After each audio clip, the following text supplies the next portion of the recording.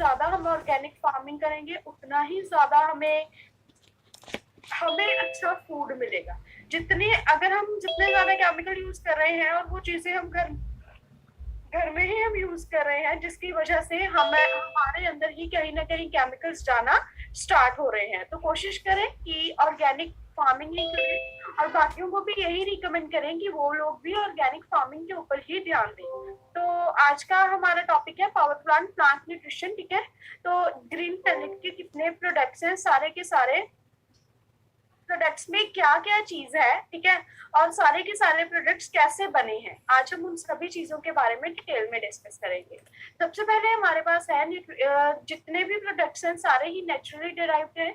किसी भी चीज को मारकर नहीं बनाया गया, कुछ पौधों को और कुछ पौधों के मिनरल्स को लेकर बनाया गया है, किसी चीज को मारकर नहीं बनाया गया, ठीक है। ये बायोस्टिमुलेंट है। बायोस्टिमुलेंट इन द सेंस कि फोटोसिंथेसिस में बहुत ज्यादा मदद कर रहे हैं। अगर फोटोसिंथेसिस प्रॉपर है, इट मीन्स की क्लोरोफिल लेवल भी अच्छी तरह से बन रहा है। अगर क्लोरोफिल लेवल अच्छी तरह से बन रहा है तो पत्तियां जो है एकदम स्वस्थ हैं, उनमें कोई भी दिक्कत नहीं है। साथ ही साथ प्लांट ग्रोथ में मदद करेंगे, ठीक है।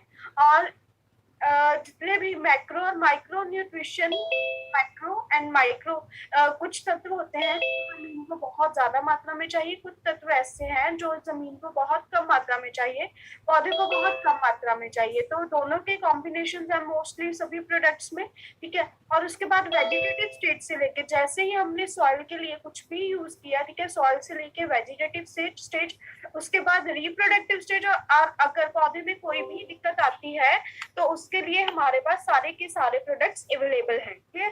तो साथ ही साथ जितने भी प्रोडक्ट्स हैं सॉइल एप्लीकेशन में भी हम यूज कर सकते हैं, जमीन के ऊपर भी स्प्रे कर सकते हैं, साथ ही साथ फॉलिएट स्प्रे भी हम पत्तियों के ऊपर कर सकते हैं। उसके बाद है कि माइक्रोब्स का एग्रीकल्चर में क्या रोल है। अगर हम आज के टाइम पर देखें तो जो हमारी जमीन है उसके ऊपर एक यूरिया डीएपी की लेयर बन चुकी है, जिस वजह से जो उसमें माइक्रोब्स हैं वो प्रॉपरली अपना काम नहीं कर पा रहे। माइक्रोब बहुत तरह के होते हैं, माइक्रोराइजा है, एक्टिनोमाइसिटीज है, राइजोबैक्टीरिया है, राइजोबिया है, आगे इनकी बहुत सारी फैमिलीज हैं, ठीक है, जो कि हम प्रोडक्ट्स में अपने प्रीमियम में हम यूज करते हैं। तो ये माइक्रोब्स क्या करते हैं, माइक्रोराइजा, ठीक है, ये क्या करेगा, पानी को और न्यूट्रिएंट्स को एब्जॉर्ब करने में मदद करेगा। जैसे ही आपने जमीन में पानी डाला या न्यूट्रिएंट डाले, माइक्रोराइजा क्या करेगा, उन्हें एब्जॉर्ब करने में मदद करेगा। उसके बाद है नाइट्रोजन फिक्सेशन, राइजोबैक्टीरिया। राइजोबैक्टीरिया क्या करता है, नाइट्रोजन फिक्सेशन में काम करता है। जैसे कि अगर हम बात करें कि नाइट्रोजन फिक्सेशन क्या है, नाइट्रोजन फिक्सेशन एक टाइम एटमॉस्फेरिक नाइट्रोजन है जिसको डायरेक्ट नहीं लिया जाता। जो पौधा डायरेक्ट नहीं ले सकता उसे छोटे छोटे भागों में डिवाइड किया जाता है, उसे तोड़ा जाता है अमोनिया में, नाइट्रेट में, नाइट्राइट में, फिर वो सारा का सारा जो नाइट्रोजन है एक छोटी सी फॉर्म में जमीन लेती है। जैसे कि हम लोग भी हैं, हम पूरी की पूरी चपाती नहीं खा सकते, ऐसे ही जो जमीन है वो डायरेक्ट जो नाइट्रोजन है उसे नहीं ले सकती, उससे छोटे छोटे भागों में डिवाइड किया जाता है, फिर उसे लिया जाता है, ठीक है। और न्यूट्रिएंट्स जो है वो सेल्स में स्टोर किए जाते हैं, ठीक है। डिकम्पोजिशन यूज की जाती है, डेड मटेरियल, ठीक है। और उसके बाद बहुत सारी चीजों के कॉम्बिनेशन से हम ऑर्गेनिक जो जमीन है उसे रेडी करते हैं। तो हमारे पास अभी यहाँ पर सॉइल ट्रीटमेंट के लिए दो प्रोडक्ट्स हैं। सबसे पहले है हमारे पास प्रीमियम एंड दूसरा है हमारे पास भूमि पावर। जो प्रीमियम है ये लिक्विड फॉर्म में है, ये इसमें सॉइल के लिए, सॉइल की बेनिफिट्स के लिए बैक्टीरिया है, ठीक है। अभी आज के टाइम के ऊपर क्या है, लोगों ने बहुत ज्यादा यूरिया डीएपी केमिकल यूज कर लिया, जिस वजह से क्या हुआ कि जो भी न्यूट्रिएंट्स हैं या माइक्रोब्स हैं उन्होंने अपना काम करना बंद कर दिया। तो ये क्या करेगा, प्रीमियम जैसे ही हम मिट्टी में डालेंगे, एक तो ये बैक्टीरिया को लाइव होने में, ठीक है, उन्हें एक फॉर्म में लेके आने में मदद करेगा, साथ ही साथ भी 50 स्ट्रेन्स ऑफ माइक्रो ऑर्गेनिजम्स डाली जाती हैं, ठीक है। ये क्या करेगा, पीएच लेवल को मेंटेन करके रखेगा, साथ ही साथ प्लांट रेजिस्टेंस टू डिसीज, ठीक है। बहुत सारी बीमारियां हैं जो जड़ों से पौधे को लगनी शुरू हो जाती हैं, तो वो उन सारी बीमारियों से बचा के रखेगा। साथ ही ये जमीन को सॉफ्ट बनाने में मदद करेगा। जितनी ज्यादा जमीन जो होगी वो मुलायम होगी, सॉफ्ट होगी, उतना ही ज्यादा जो जड़ होगी उसे फैलने में मदद मिलेगी, और उतनी ही ज्यादा जो जड़ होगी वो धीरे धीरे फैलती जाएगी। तो इसके हम डोसेज यूज करेंगे तो उसे 3 ml पर लीटर ऑफ वाटर, और उसके बाद अगर हम एकड़ की बात करें तो 1 लीटर पूरे 1 एकड़ में हम डाल सकते हैं। उसके बाद है भूमि पावर। अभी ये भी मिट्टी के लिए है, इसका हम ब्रॉडकास्ट करेंगे क्योंकि ये ग्रेनुलर फॉर्म में है, ये एक दानेदार खाद की तरह है। बेंटोनाइट कवरिंग है इसके ऊपर। बेंटोनाइट क्या है, बेंटोनाइट एक वोल्केनिक ऐश है। जैसे ही ज्वालामुखी फटा उसमें से काले रंग की मिट्टी निकलनी शुरू हो जाती है, तो उसकी जो कवरिंग होती है वो इसके ऊपर की जाती है, ठीक है। ये ग्रेनुलर दानेदार खाद की तरह है। इसमें बहुत सारे माइक्रोब्स हैं, ह्यूमिक एसिड है, सीवीड एक्सट्रैक्ट है, विटामिन है एंड अमाइनो एसिड है। ये बहुत सारी चीजों के मिक्सचर से, ब्लेंड से इसे बनाया गया है, ठीक है। जो भी जमीन के लिए बेनिफिशियल है वो सारे के सारे माइक्रोब्स इसमें डाले गए हैं। ये लॉन्ग लास्टिंग टेक्नोलॉजी है। Long lasting technology in the sense जैसे जैसे ये जमीन में जाता जाएगा ये धीरे धीरे घुलनशील होता जाएगा। घुलनशील होगा इन द सेंस कि ये दानेदार खाद की तरह है, ये एकदम से नहीं घुलेगा, ठीक है। ये धीरे धीरे डिसॉल्व होता जाएगा। इसे प्रॉपरली 2 से 2.5 महीने तक इसका जो प्रोसेस है वो चलता है। उसके बाद ये क्या करेगा, कार्बन नाइट्रोजन रेशियो को मेंटेन करके रखेगा। अगर कार्बन नाइट्रोजन रेशियो प्रॉपर है, 24:1 जो है कार्बन नाइट्रोजन रेशियो है, अगर ये रेशियो मेंटेन्ड है तो मिट्टी भी जो है वो स्वस्थ है, ठीक है। और साथ ही साथ न्यूट्रिएंट्स को अवेलेबल करवाने में मदद करेगा। उसके बाद अगर हम बात करें कि सॉइल को, मिट्टी को अच्छा रखने के लिए हमारे पास किन किन चीजों की जरूरत होगी। सबसे पहले मिट्टी अच्छी होनी चाहिए, ठीक है, पहली बात। दूसरी बात, उसका पीएच लेवल प्रॉपर होना चाहिए। पीएच लेवल प्रॉपर है तो उसका टेम्परेचर प्रॉपर आएगा, ठीक है। अगर टेम्परेचर प्रॉपर है तो उसमें जो मैक्रो एंड माइक्रो न्यूट्रिएंट्स हैं वो अच्छी तरह से होंगे। अगर macro and micro nutrients properly काम कर रहे हैं तो उसके बाद उसका जो पानी है वो अच्छा होना चाहिए, ठीक है। ये सारी की सारी चीजों का ध्यान रखना चाहिए जब भी आप खेत में जाते हो। तो अगर ये सारी चीजें मेंटेन है तो मिट्टी बहुत अच्छी है। अगर इनमें से कोई भी चीज की कमी आनी शुरू हो जाती है तो मिट्टी में भी कहीं ना कहीं दिक्कत आनी शुरू हो जाती है। उसके बाद अगर हम बात करें न्यूट्रिशनल प्रोडक्ट्स की, तो हमारे पास कुछ न्यूट्रिशनल प्रोडक्ट्स हैं, जैसे कि पहले है पीपीएसटी जो कि सीड ट्रीटमेंट के लिए हम यूज करते हैं। उसके बाद है ब्लूम, ग्रो एंड नाइट्रोकिंग। अब सबसे पहले है हमारे पास पीपीएसटी। पीपीएसटी का रोल क्या है, ये क्या करेगा, early and uniform seed germination करेगा। Early and uniform in the sense को बीज अंकुरण के टाइम से थोड़ा पहले निकालने में मदद करेगा, साथ ही साथ रूट डेवलपमेंट में मदद करेगा, जड़ों के विकास में मदद करेगा। इनिशियल स्टेज से लेके जैसे ही पौधा जो जमीन से बीज का अंकुरण होना शुरू हुआ, बीज से पौधा बनना शुरू हुआ, तो उस टाइम पर क्या करेगा, ये न्यूट्रिएंट्स को अवेलेबल करवाने में मदद करेगा। प्रोटेक्ट करता है, बीज को बचा के रखता है। बहुत सारे कीड़े ऐसे हैं जैसे व्हाइट क्रब है, वो धीरे धीरे क्या करता है, बीज को खाना शुरू कर देता है, तो ये उन सभी चीजों से बचा के रखेगा। उसके बाद अगर हम पीपीएसटी का यूज करें तो 20 ml हमने पीपीएसटी लेना है, 50 ml पानी लेना है। दोनों को अच्छी तरह से मिक्स करोगे। मिक्स करने के बाद उसमें 1 किलो बीज डालोगे। बीज डालने के बाद अभी उन्हें धूप में नहीं सुखाना, हमेशा ही जब भी बीज को सुखाओगे छांव में सुखाओगे, क्योंकि इसके ऊपर क्या होगा, एक एक बीज के ऊपर पीपीएसटी की कवरिंग आनी शुरू हो जाएगी। अगर इनमें से 2 बीज इकट्ठे भी हो गए तो भी दिक्कत आनी शुरू हो जाएगी, ठीक है, क्योंकि 2 बीज इकट्ठे हैं, आप ऐसे ही उसका ब्रॉडकास्ट कर दोगे तो वहां पर क्या होगा कि दोनों के दोनों बीजों का अंकुरण जो है वो अच्छी तरह से नहीं हो पाएगा। दूसरी बात आपने ये ध्यान में रखनी है कि 2 बीज नहीं होने चाहिए। साथ ही साथ इसे छांव में सुखाओगे, अगर धूप में सुखाओगे तो इसके जो ऊपर पीपीएसटी की कवरिंग होगी जो जमीन में जाने तक रहेगी, जमीन में जाके टूटेगी, वो धूप में ही टूटनी शुरू हो जाएगी। अभी एक बात और ध्यान में रखेंगे, अगर तो छिलके वाली कोई भी बीज है तो उसको आप डिप ना करें, कोशिश करें कि उसको आप जमीन के ऊपर बिछा दें और उसके ऊपर पीपीएसटी का जो स्प्रे है वो कर दें। क्लियर। और जब भी बीज लगाओ ध्यान रखो कि जो बीज है वो अच्छी तरह से सूख जाना चाहिए। उसके बाद एनपीके है, पौधों में कौन कौन सी कमियां आती हैं। सबसे पहले अगर हम बात करें तो हमारे पास हेल्दी लीव है, स्वस्थ पत्ती है, और उसके बाद है फॉस्फेट की डेफिशिएंसी की पत्ती। इसमें क्या होगा, रेडिश पर्पल कलर का मार्जिन आना शुरू हो जाएगा पत्तियों के ऊपर। बाहर से जो नई पत्तियां होंगी वहां पर इनका जो अटैक होगा वो ज्यादा होगा। उसके बाद अगर हम बात करें पोटाशियम की कमी में भी यही दिक्कत आएगी। यहाँ पर भी टिप से लेकर और बाहर की तरफ, बाहर वाली जो लेयर है यहाँ पर पोटाशियम की कमी आनी, पत्तियों का जो झुलसना है वो शुरू हो जाएगा, और ये दिक्कत पत्तियों के, पुरानी पत्तियों के ऊपर ज्यादा देखने को मिलेगी। और उसके बाद है नाइट्रोजन। नाइट्रोजन की कमी क्या होगा, टिप से पीली पड़ेगी, धीरे धीरे अंदर की तरफ पीली होनी शुरू हो जाएगी। तो यहाँ पर क्या है, या तो पत्तियां जो बहुत ज्यादा पुरानी है वो इफेक्टेड होंगी, या बहुत ज्यादा नहीं है वो इफेक्टेड होंगी। क्यों? क्योंकि इस टाइम के ऊपर क्या है, पत्तियों का जो इम्यून सिस्टम है वो बहुत ज्यादा वीक है, जिस वजह से दिक्कत आनी शुरू हो जाती है। उसके बाद है कैल्शियम की कमी। कैल्शियम की कमी में क्या है, ग्रोइंग पॉइंट्स जो है, जहां से पत्ती निकलती है, ये वाला जो पोर्शन है यहीं से मरना शुरू हो जाता है, और इसमें जो यंगर लीव्स हैं, जो नए पत्ते हैं, वो पहले इफेक्टेड होते हैं। उसके बाद है मैग्नीशियम। मैग्नीशियम की कमी में भी जो नए पत्ते हैं वो पहले इफेक्टेड होंगे, और जो पुरानी पत्तियां होंगी वो पीली पड़ के नीचे गिरना शुरू हो जाएंगी। उसके बाद है सल्फर। सल्फर की कमी में से क्या होगा, जो यंगर लीव्स, नए पत्ते हैं, वो पहले इफेक्टेड होंगे, और साथ ही साथ ये जो कमी है ये नाइट्रोजन की कमी के साथ मिलती जुलती दिखाई देगी।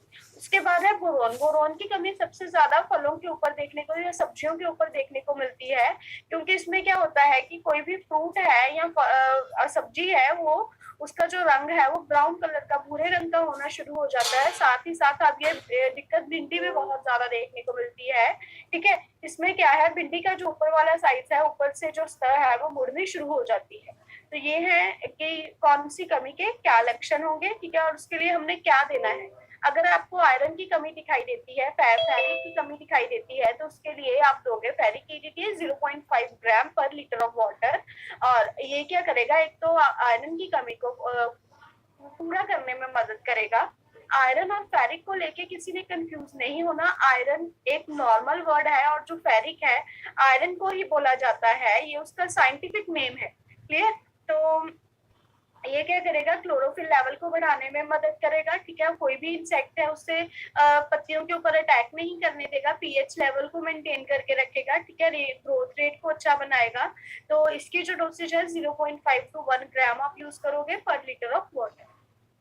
उसके बाद है कैल्शियम। कैल्शियम की कमी जो है हमें उस टाइम के ऊपर ज्यादा देखने को मिलती है जब जो फ्रूट है वो निकलना शुरू होता है। तो इसके लिए आप दोगे कैल्शियम EDTA 0.5 ग्राम पर लीटर ऑफ वाटर, इसका आप यूज कर सकते हो। क्लियर? उसके बाद है कॉपर EDTA। कॉपर EDTA जो है, कॉपर की कमी उस टाइम के ऊपर होगी जब जो ग्रोथ है वो चल रही होगी, ग्रोथ के ऊपर इफेक्ट पड़ेगा इसका। साथ ही साथ ये कॉपर क्या करेगा, फ्रूट को या फिर सब्जी को, दोनों को रंग देने में मदद करेगा और उसको टेस्ट देने में मदद करेगा। इसकी जो डोसेज रहेगी सेम रहेगी 0.5 to 1 ग्राम पर लीटर ऑफ वाटर। उसके बाद है मैग्नीज EDTA। मैग्नीज की जो है ये भी न्यूट्रिएंट्स को एब्जॉर्ब करने में मदद करेगा। ठीक है, वाटर सॉल्युबल है, और इसकी जो डोसेज है वो आप दोगे 0.5 to 1 ग्राम पर लीटर ऑफ वाटर। उसके बाद है जिंक EDTA। जिंक EDTA की कमी, अब कोई भी जिंक के लक्षण आपको पौधे के ऊपर दिखाई देते हैं तो उस टाइम के ऊपर आप जिंक EDTA का जो स्प्रे है वो कर सकते हो, और पत्तियों को जिंक की कमी से बचा सकते हो। इसकी जो डोसेज रहेगी 0.5 ग्राम रहेगी पर लीटर ऑफ वाटर।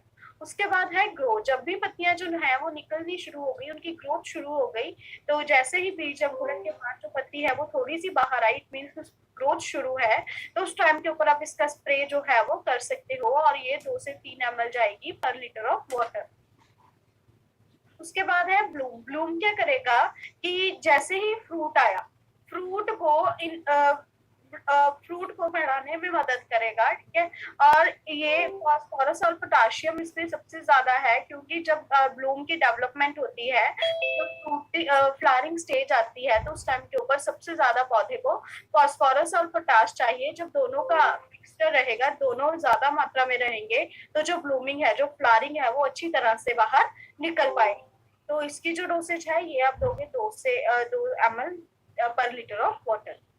उसके बाद है नाइट्रोकिंग। अब हमने बहुत सारी कमियां करी, बहुत सारी नाइट्रोजन करी, पोटाशियम की कमी करी, फास्फोरस की कमी करी, बोरोन की कमी करी, कैल्शियम की कमी करी, बहुत सारी कमियों के बारे में अब हमने पढ़ा और स्पेसिफिक हमने प्रोडक्ट्स भी दे दिए। लेकिन यहाँ पर नाइट्रोकिंग में क्या है, हमारे पास मैक्रोन्यूट्रिएंट्स भी हैं और माइक्रोन्यूट्रिएंट्स भी हैं, जो कि पौधे में किसी भी चीज की कमी है उसको पूरा करने में मदद तो करेंगे ही करेंगे, साथ ही साथ ये कार्बन नाइट्रोजन रेशो को भी मेंटेन करेंगे, रूट जड़ों की डेवलपमेंट में मदद करेंगे। ठीक है, और अगर किसी को नहीं भी समझ आता है कि इसमें जिंक की कमी है या फास्फोरस मैग्नीज किसी भी चीज की कमी है, आपको नहीं पता लग रहा, तो उस टाइम के ऊपर आप क्या करोगे, आप उसे नाइट्रोकिंग प्रेफर जो कर सकते हो। उसके बाद है स्ट्रेस आउट। जैसे कि आज के टाइम के ऊपर बहुत ज्यादा गर्मी है, तो पहले बहुत ज्यादा सर्दी थी, अब बहुत ज्यादा गर्मी है, तो जैसे जैसे वेदर चेंज हुआ हम लोग भी कहीं ना कहीं बीमार हो जाते हैं। ऐसे ही पौधे जो है वो सारा दिन धूप में रहते हैं, तो उन्हें भी कहीं ना कहीं दिक्कत आनी शुरू हो जाती है। तो उसके लिए हम देंगे स्ट्रेस आउट, ताकि जो पौधा है वो तनाव से बाहर आ जाए। ठीक है, तो ये सिलिकॉन बेस्ड है, ऑर्थोसिलिसिक एसिड है उसके ऊपर बेस्ड है। ठीक है, एक माइक्रो न्यूट्रिएंट्स भी है इसमें, ट्रेस एलिमेंट्स भी हैं जो पौधे की ग्रोथ में मदद करेंगे। उसके बाद है स्प्रेडोल 90।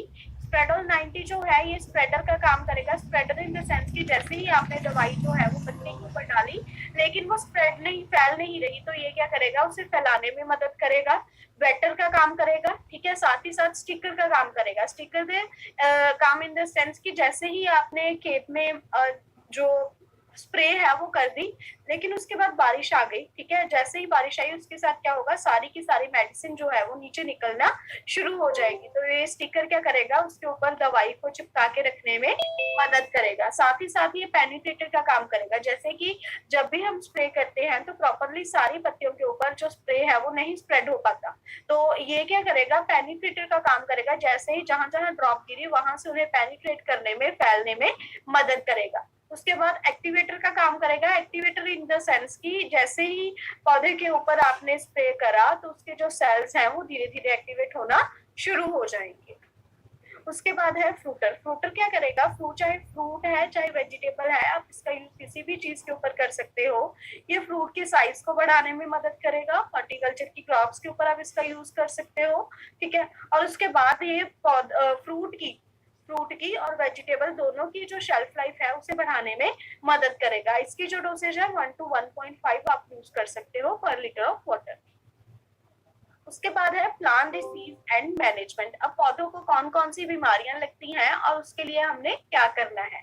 सबसे पहले अगर हम बात करें कि फंगस की, फंगस जो भी है, दो तरह की फंगस जो है वो मानी जाती है। सबसे पहले है पीपीएफसी, ठीक है, कॉन्टेक्ट बेस्ड फंगस बोल देते हैं, और दूसरी है सिस्टमिक बेस्ड फंगस।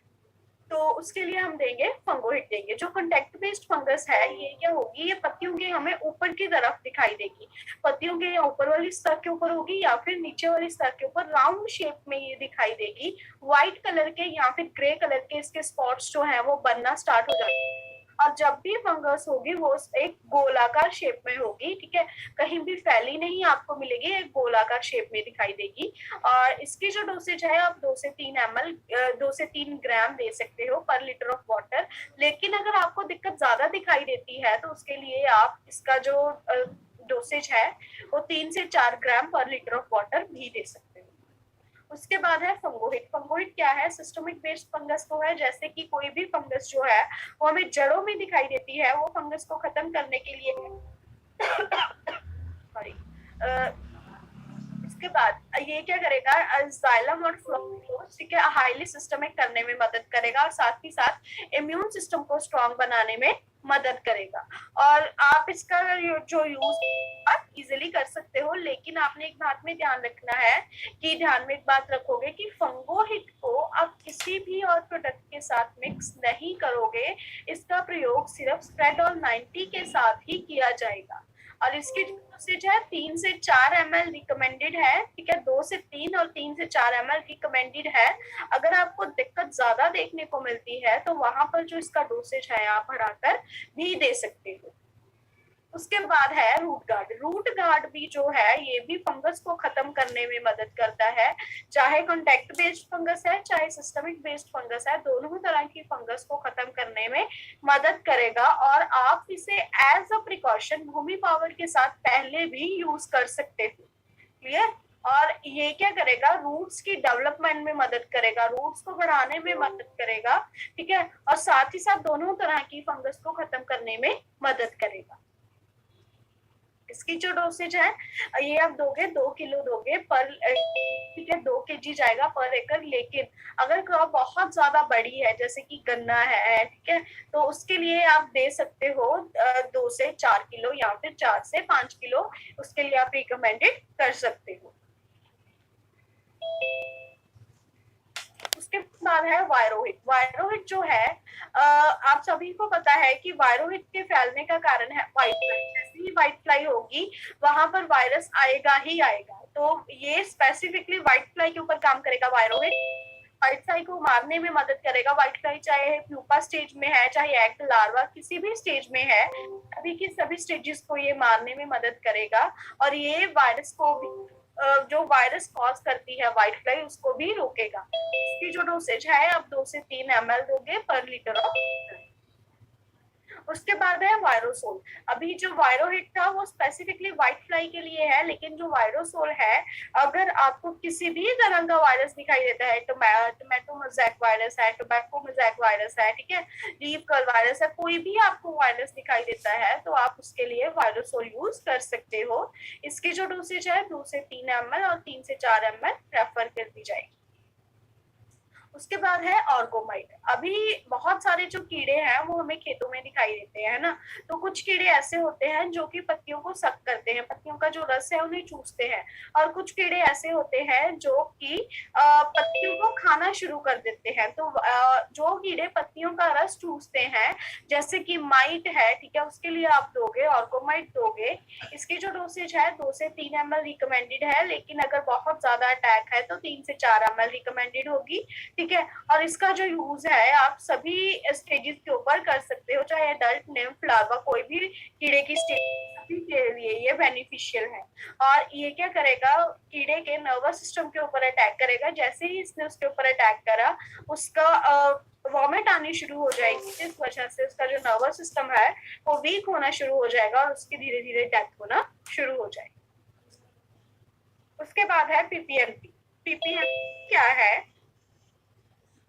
पीपीएनपी जो है ये पत्तियों को कड़वा करने में मदद करेगा। जैसे ही पत्ती कड़वी होगी जो भी कीड़ा है उसको प्रॉपरली पत्ती के ऊपर अटैक नहीं कर पाएगा, ठीक है, उसे सक करेगा। सभी को पता है कि नीम की बहुत ज्यादा स्मेल होती है ना, नीम ऑयल की। तो जैसे ही कीड़ा आया उसने पत्ती के ऊपर अटैक किया, लेकिन उसने अटैक करने से पहले उसे सक करा, ठीक है, उसे उसका जो स्मेल है वो ली। जैसे ही वो स्मेल लेगा उसे नीम की स्मेल आएगी, वो धीरे धीरे पीछे हटना शुरू हो जाएगा। अगर नीम एनपी के साथ भी वो सब कर भी लेता है तो उसे वॉमिट आनी स्टार्ट हो जाती है, ठीक है। तो इसकी जो डोसेज है 1 to 2 ml आप दे सकते हो, 1 to 2 ml पर litre of water.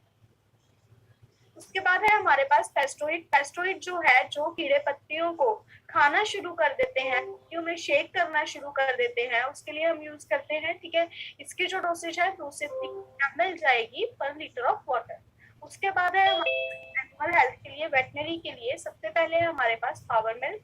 Power milk में क्या है, हमें बहुत सारे मिनरल्स मिलते हैं, वाइटामिन्स हैं, प्लांट एक्सट्रैक्ट है, जो कि काओ, बफेलो, शीप, गॉट सभी की जो बॉडी है उसे अच्छा बनाने में मदद करता है। और इसमें सबसे ज्यादा है आयरन, जो है आयरन फेरिक की फॉर्म में है, ठीक है।